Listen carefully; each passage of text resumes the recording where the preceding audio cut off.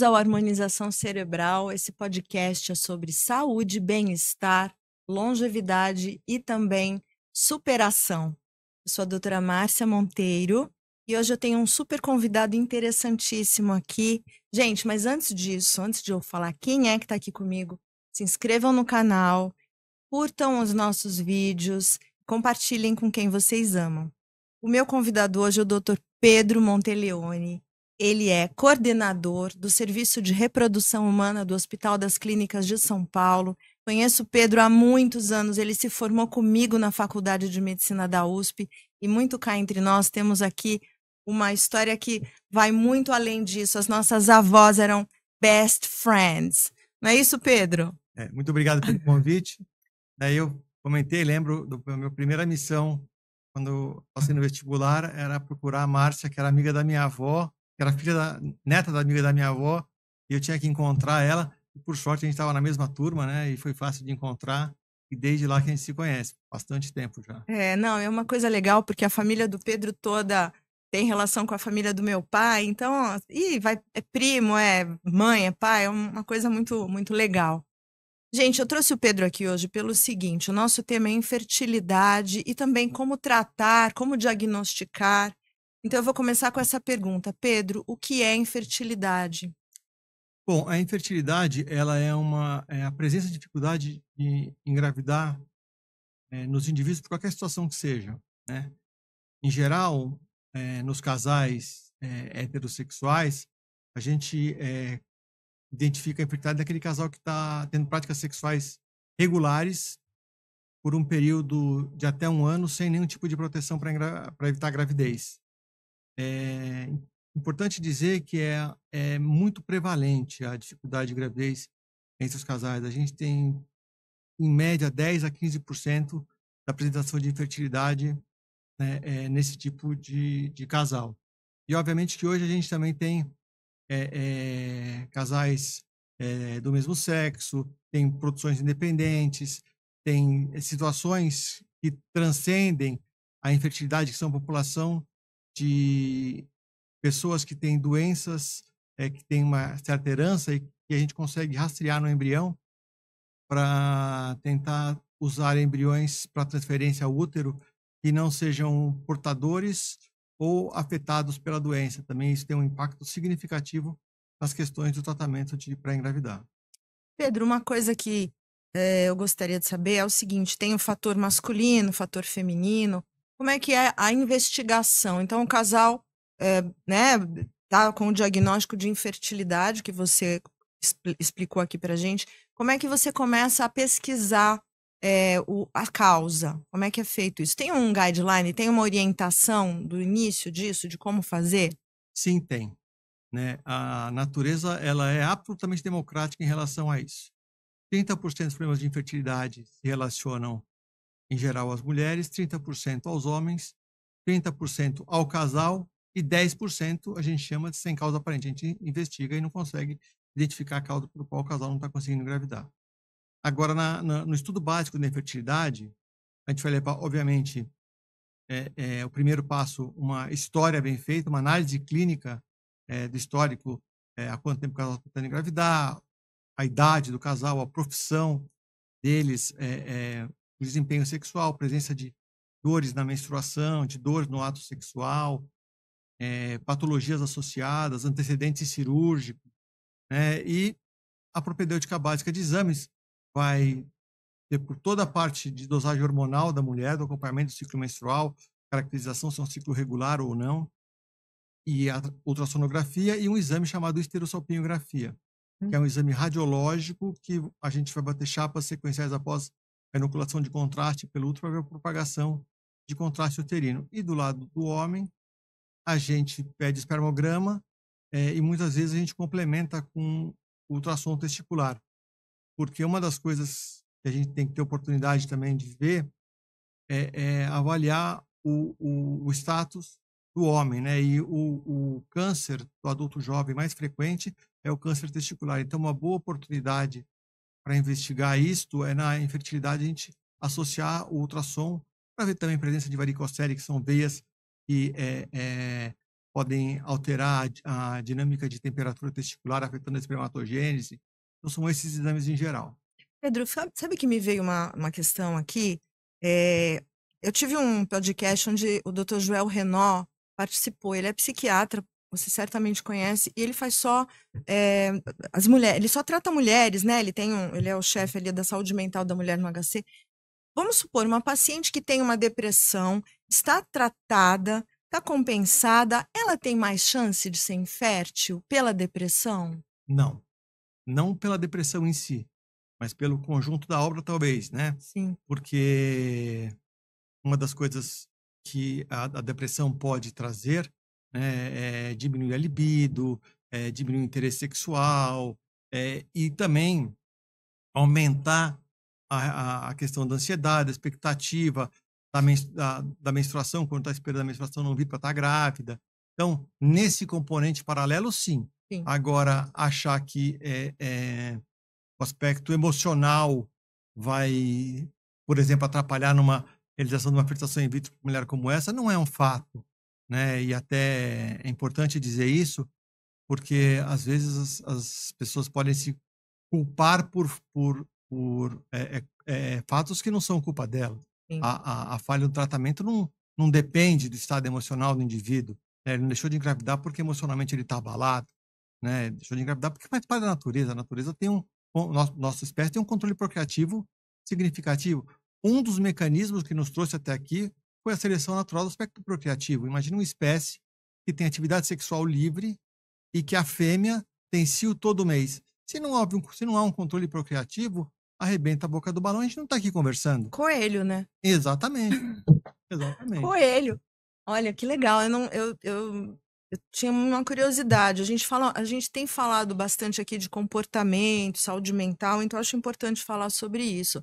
Obesidade, tabagismo, uso de testosterona em homens e mulheres, isso tudo tem um impacto grande, imagino, né? Sem dúvida nenhuma, sem dúvida nenhuma. Eu acho que a obesidade, eu acho que é importante pensar não só na questão da infertilidade, mas na questão da fertilidade.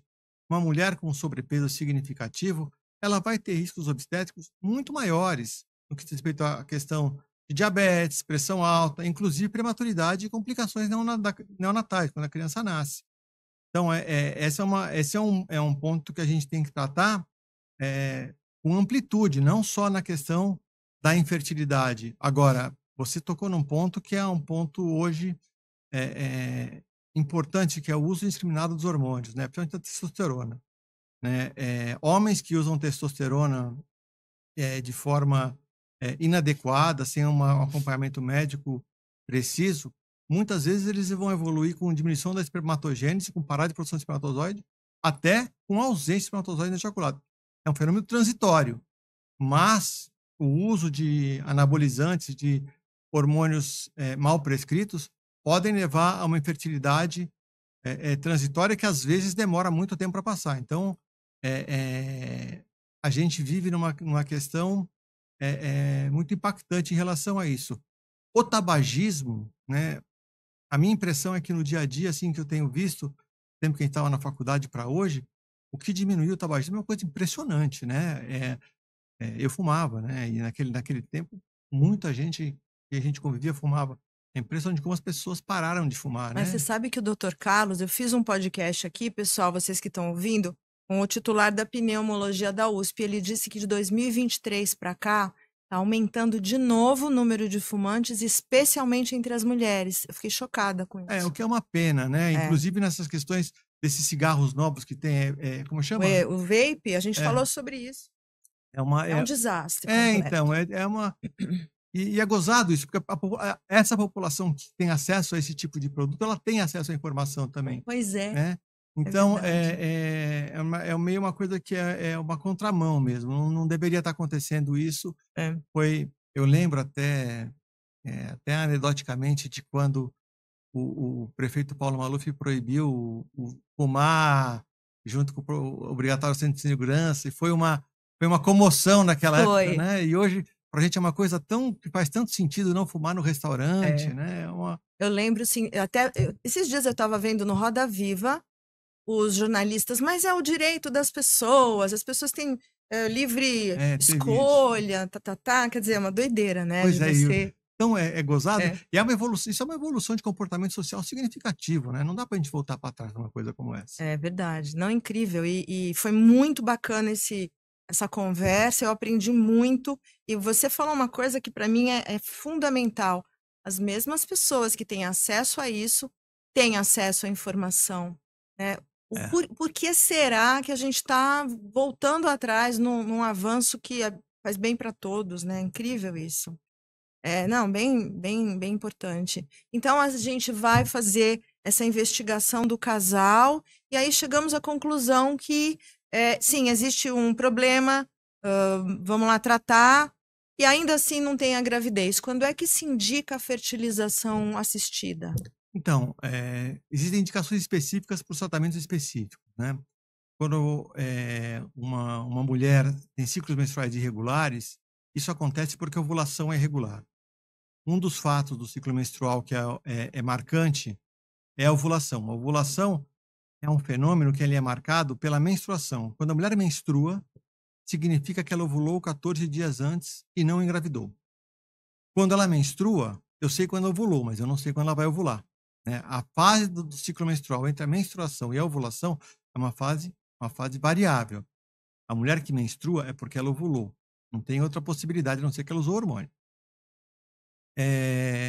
Quando a mulher tem ciclos menstruais muito irregulares, né, os tratamentos para normalização, da ovulação se fazem imperativos, tanto do ponto de vista hormonal como do ponto de vista sistêmico.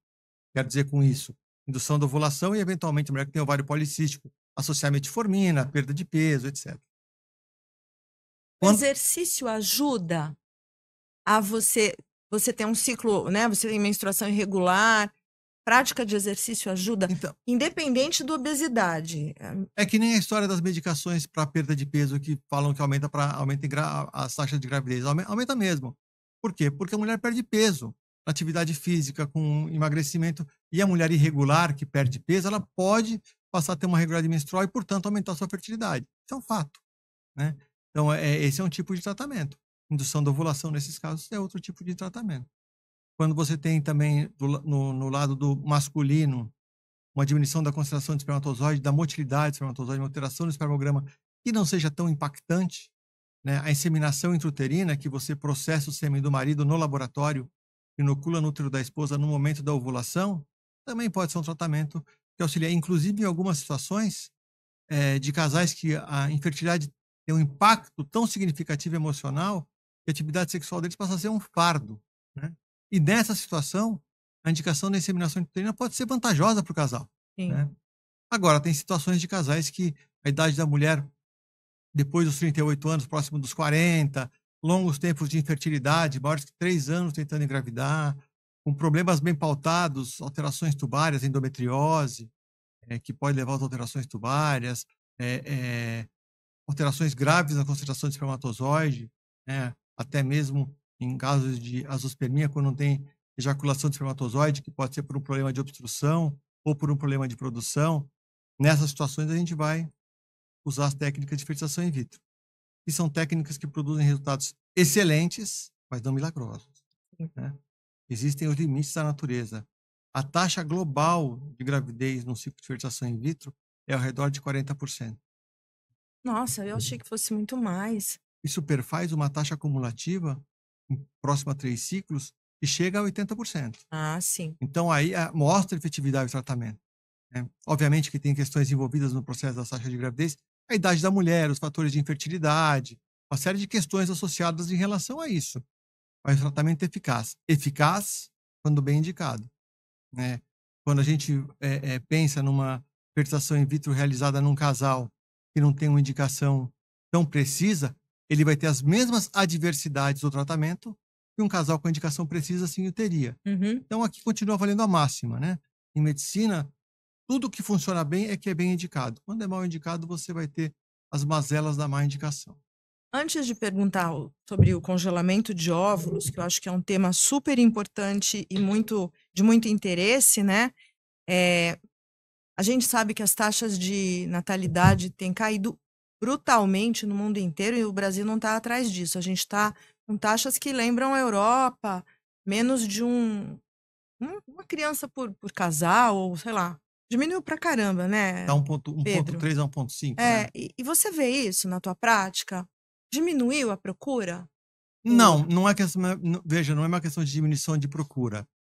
É uma questão que é, é, as famílias eram constituídas por mais filhos, né? Hoje são constituídas por menos filhos. Então, o casal que tem dificuldade para engravidar, muitas vezes ele vai encontrar dificuldade no primeiro filho. Mas tem casais que têm dificuldade e não têm acesso ao tratamento, né? Porque o SUS hoje ele atende uma parcela da população que não é tão significativa assim, infelizmente. As medicações são caras, o tratamento é caro. A gente consegue fazer no Hospital das Clínicas até 30 ciclos por mês de fertilização in vitro. Tem na rede estadual, nós também tem o Hospital da Mulher e a Faculdade de Medicina de Ribeirão Preto, que são centros de produção humana, que também tratam dos casais pelo SUS, mas mesmo assim é praticamente uma gota no oceano, né? Quando a gente fala dos tratamentos de reprodução assistida, nós estamos falando de uma elite, né? O sim, tratamento não atinge a população como um todo. E nesse aspecto da queda da taxa de procriação da nossa espécie, eu acho que tanto a sociedade como o governo tinha que olhar de uma outra forma, né? O casal infértil que está ali e não consegue engravidar, ele precisa ter acesso, porque isso socialmente vai ser um problema futuro muito grande, né? O envelhecimento da população. Então a gente não pode perder a oportunidade de fazer a reposição, por menos menor que possa ser, mas ela vai ser impactante, sim. né? E esse casal que não tem acesso ao tratamento, ele deve ser olhado e a gente deve tentar acessá-lo para que ele consiga engravidar e fazer parte dessa conta. Como é que são escolhidas essas pacientes no serviço público, né, os 30 ciclos aí por mês, 30 pacientes, como é que Eh, vocês fazem a seleção? o critério são pacientes da rede pública que são encaminhadas pelas UBSs para os serviços terciários ou quaternários, né? Uhum, E lá a gente faz uma triagem que a gente vai ter que restringir a idade das pacientes que vão fazer tratamento em função do resultado, né, e as características para que a gente consiga atender e ter um melhor desempenho possível.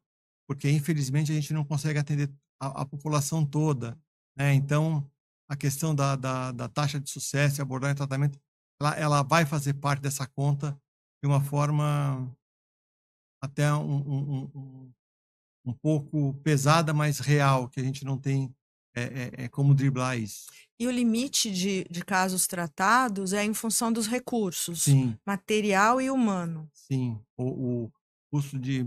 A gente tem capacidade, centro de produção humana do Hospital das Clínicas, para tratar 3 vezes mais o público que a gente trata, né? E o objetivo que a gente tem é aumentar cada vez mais. Então, a gente está hoje trabalhando em desenvolver protocolos de estimulação da ovulação cada vez com menor custo para aumentar o número de pacientes que a gente consiga tratar, né? E o meu chefe, o professor Baracá, ele se empenha muito em que a gente consiga aumentar o número de tratamentos para a população.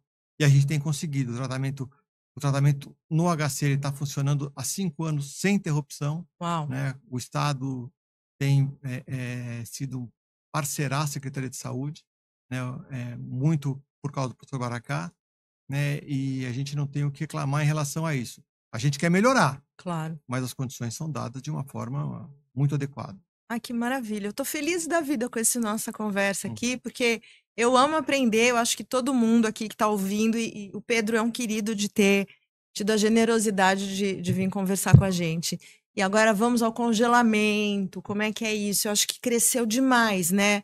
Virou uma pauta de mídia, né? Atrizes falando disso, preservação de fertilidade. Sim. Como é que é isso, Pedro? Eh, esse é uma demanda da sociedade que foi imposta para nós, médicos que tratam de infertilidade, pela característica de evolução da mulher dentro da sociedade. Atividade profissional, querendo postergar a sua maternidade e na dinâmica da vida. Então, a queda da fertilidade da mulher, ela começa a ser significativa a partir dos 35 anos, mas ela é impactante após os 40. E muitas profissionais querem retardar o seu processo de ter filhos.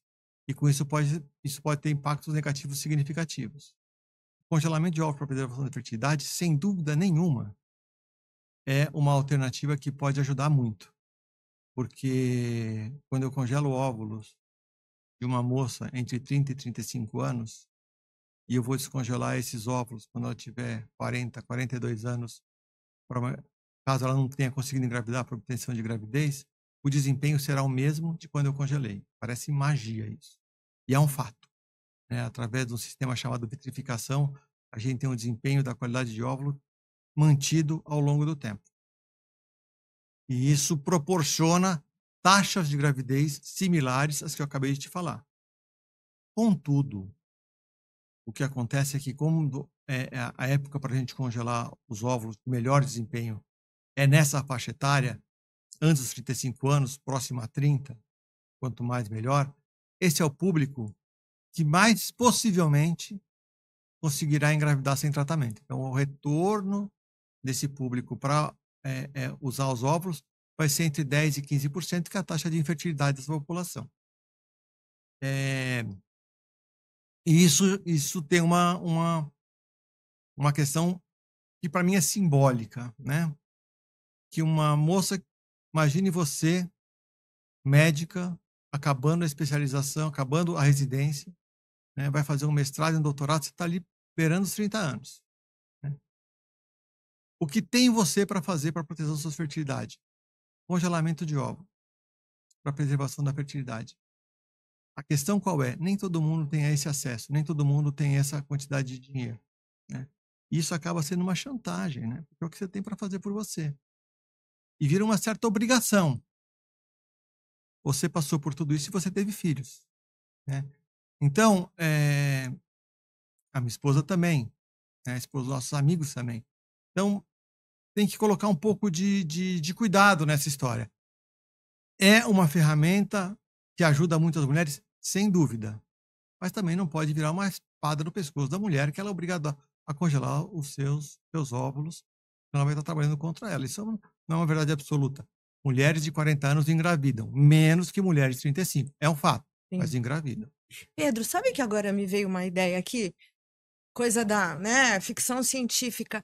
Existe pesquisa procurando alternativas ao congelamento para preservação da fertilidade? Chega a ter esse nível de sair fora da caixa? Existe tratamento para isso. Tratamento, a grande questão é que a nossa formação pessoal traz alguns dogmas que a gente carrega na bagagem que não são muito reais. A nossa questão da herança genética, da ligação com o DNA, ela beira a poesia. Porque 99% da carga genética de indivíduos, qualquer espécie, é idêntica entre si. A diferença é menor que 1%. Nós e as moscas drosófilas somos quase a mesma coisa, né? Aí, quando você tem uma moça que chega com um casal, depois dos 40 anos, com dificuldade de gravidez, que não produz embriões de boa qualidade, existe o recurso, tratamento com óvulos de doador. Que é uma coisa que é muito longe do sonho dourado de qualquer pessoa. Eu entendo isso. Eu entendo isso. No entanto, do ponto de vista prático, técnico, biológico e real, a diferença genética que temos entre nós é menor que 1%. O que significa isso? Quando eu vou precisar fazer um tratamento desse, se eu respeitar a etnia, cor da pele, cor do olho, cor do cabelo, algumas características que não são tantas assim, as semelhanças e as diferenças que vão ter entre o filho que vai ser desse casal com óvulo próprio e com óvulo doador serão as mesmas. Serão as mesmas. Então, eu vejo hoje um grande desgaste em uma série de pautas e a gente não pauta o tratamento com óvulos de doador como a gente deveria pautar.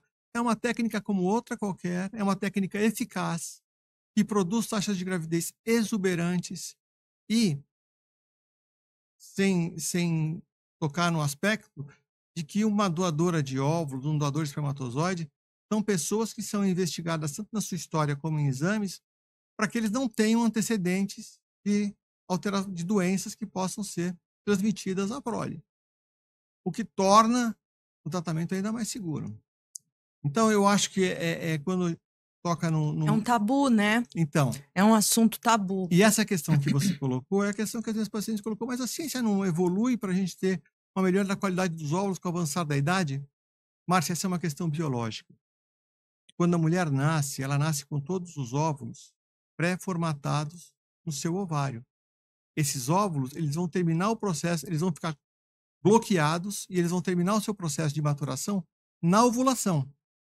Então, com o passar dos anos, aumenta o risco de erro nesse processo final de maturação. E esse erro que vai levar à não formação de embrião de má qualidade, até a não produção de gravidez. O exemplo que eu uso para isso é a questão da síndrome de Down, né, a trissomia do cromossomo 21. O risco que uma mulher tem de ter um filho com síndrome de Down com menos de 35 anos de idade é menor do que 0,3%.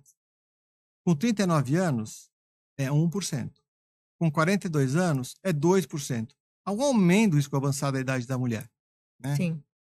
Mas essa é a ponta do iceberg, porque a maioria dos óvulos formados após erro no seu processo final de maturação não formarão embriões adequados para a produção de gravidez. Também aumenta a taxa de abortamento, pelo mesmo motivo, né? Então, esta não é uma questão pautável da gente manipular, porque essa é uma questão biológica. Entendo. Né? Eu perguntei porque, estudando bastante essa questão de envelhecimento, né, a gente se depara com um cientista, David Sinclair, não sei se você já ouviu falar Já ouvi dele. falar. Ele tem um laboratório né, de envelhecimento. Ele diz que é possível reverter o envelhecimento, e eles estão pesquisando isso de uma maneira bastante intensa. E ainda que eu me fique encantada com esse desejo, com todo esse trabalho, eu acho que a gente às vezes briga contra o limite da vida, o limite da natureza, né? Porque envelhecer me parece ter um processo natural da vida. É claro que a gente pode viver de uma forma mais saudável, preservando a saúde, mas é o que você falou, é biológico, faz parte da natureza como ela é, né? O, É interessante isso, o, né? o título do seu podcast, né, da harmonização, né? Sim, Porque uma das coisas características do avançar da idade é a substituição do colágeno, né? E exato. aí, assim, a questão ovular é um pouco diferente, porque os óvulos estão lá, eles já estão lá. Não é que eles vão sofrer processo de transformação. Eles têm que continuar o seu processo de formação É. e aí aumenta a frequência de erro. Agora, com o passar, a gente tem características biológicas que são e graças a Deus, né? É. Isso não é ruim, né? É. Assim, porque são coisas que vão acontecendo e que a gente vai amadurecendo, vai aproveitando e vai curtindo, né? Eu acho que é legal essa história, né? Você sabe que eu fiquei muito feliz de você ter falado do nome do podcast, porque eu escolhi esse nome, eu achei que talvez fosse um pouco, né, um pouco forte aí, mas é que eu vejo as pessoas envelhecendo. Eu comentei outro dia, eu já atendi paciente com dermatite de fralda, que hoje está prestando a prova da OAB. Então eu vejo esse processo, e há quem lide com esse processo de envelhecimento de uma maneira ponderada e serena, e há quem lute contra. Tanto é que eu conversei com um psicólogo e ele falou que essa busca insana por procedimentos, e eu acho que é justo fazer, eu faço também, eu faço em mim, é você fugir da morte, é o medo de morrer. Então, você se vê jovem para sempre, você está longe do fim. E eu acho que os processos biológicos todos têm uma regra, né? A gente tem que estudar, descobrir, melhorar, mas a natureza está aí, né? Não... Eu acho que a morte é um processo inexorável de todo mundo, né? Isso é uma coisa que vai acontecer. Mas o que me agrada na história é a palavra harmonia, né? Você conseguir harmonizar a sua vida para ter um melhor aproveitamento dela como um todo, né? Isso vai desde a sua família, do seu dia a dia, sua profissão. E eu acho Sim. que uma das grandes dádivas que eu tive na minha vida, e a coisa aconteceu muito por acaso, não foi uma coisa planejada, trabalhar ser médico e trabalhar numa especialidade a qual isso para mim não é um trabalho, né, é um prazer, né, assim, eu não consigo imaginar, fora da minha clínica, fora da minha atividade profissional, porque eu levanto todo dia com prazer de ir trabalhar. E tem umas elas, né? Os casais que não conseguem engravidar, que demoram para engravidar, que é uma coisa que é pesarosa. Eu sou muito técnico, né? Eu não sou uma pessoa das mais calorosas do mundo, mas eu me importo. Lá no fundo. Então. Mas Sim, Pedro. É que eu me importo muito com com o comportamento, com o que eu vou trazer para as pessoas. Isso eu me importo muito, né? Então, uma das coisas que eu odeio, por exemplo, é consultório com fila de espera, deixar a pessoa me esperando, assim. Quem sou eu para o cara me esperar? Não tem cabimento nenhum isso, né? Então, eu tenho muito essa questão desse impacto. Mas eu adoro o que eu faço. Eu Isso adoro. É tão bacana. Adoro estudar, adoro polemizar, entro em cada polêmica por causa disso o tempo todo, né? Porque a gente vive hoje com esse mundo de podcast, de rede social, uma fase da medicina que é uma fase muito perigosa, né? E na minha especialidade, provavelmente na sua também, Com certeza. né? Você tem os casais, eles ficam muito fragilizados pelo resultado negativo e eles querem uma explicação que muitas vezes a explicação técnica não é a que serve para eles, né? Falar que a dificuldade de gravidez, as falhas do processo são coisas da natureza, não é aquele casal que eu vi. O casal que eu vi, o problema é aquele, nós vamos tratar e vamos resolver e vai acontecer isso. É a Disney, a mágica, né? Então, e aí, Kingdom. O que eu falo para os pacientes assim, olha, eu não tenho malabares aqui, eu não vou tirar coelho da cartola, o tratamento é esse, assim que funciona, e dá para repetir, não dá para repetir, o prognóstico é esse, o prognóstico é aquele, porque do ponto de vista técnico, a gente tem que ser claro para indicar aquilo, mesmo que fale, não vai dar para vocês, tem que fazer uma outra coisa. Foi legal.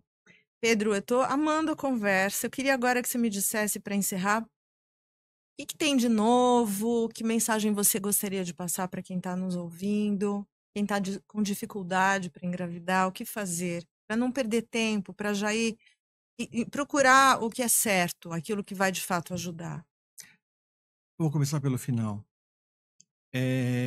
Eu acho que em relação a isso a gente precisa pontuar algumas coisas, assim, a pressão que se impõe ao casal em relação à questão temporal, ela é real, mas todo mundo tem o seu tempo, né?